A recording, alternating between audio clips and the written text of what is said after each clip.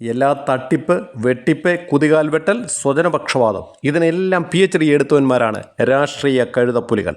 കമ്മികൾ അത്തരക്കാരുടെ ചക്രവർത്തിമാരും. ഇവിടെ നായകരിൽ നായകൻ വാസുവാണ്. എല്ലാ കുതന്ത്രങ്ങളുടെയും പിതാവാണ് അയാൾ. അയാളുടെ കുതന്ത്ര ബുദ്ധിയാണ് സ്വർണത്തെ ചെമ്പാക്കി മാറ്റൽ. അതായത് യഥാർത്ഥ സ്വർണപ്പാളിയെ അയാൾ ചെമ്പുപാളി എന്ന് റെക്കോർഡിലാക്കി. അന്നു മുതലുള്ള കത്തിടപാടുകൾ ചെമ്പുപാളികൾ എന്നാണ് നാമകരണം ചെയ്തിട്ടുള്ളത്. ചെമ്പുപാളികൾ സ്വർണം പൂശാൻ പോറ്റിയെ ഏൽപ്പിക്കുന്നു എന്നാണ് അയാൾ എഴുതി പിടിപ്പിച്ചത്.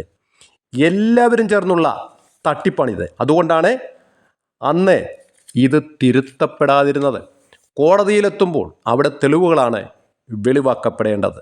രേഖകളിൽ സ്വർണമില്ല, അത് ചെമ്പെന്ന് രേഖപ്പെടുത്തിയിരിക്കുന്നു.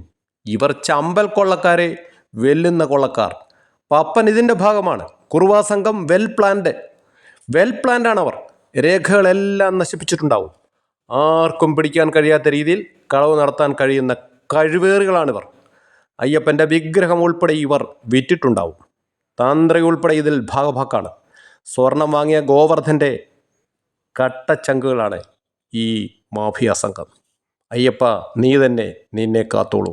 സ്വാമി ശരണം.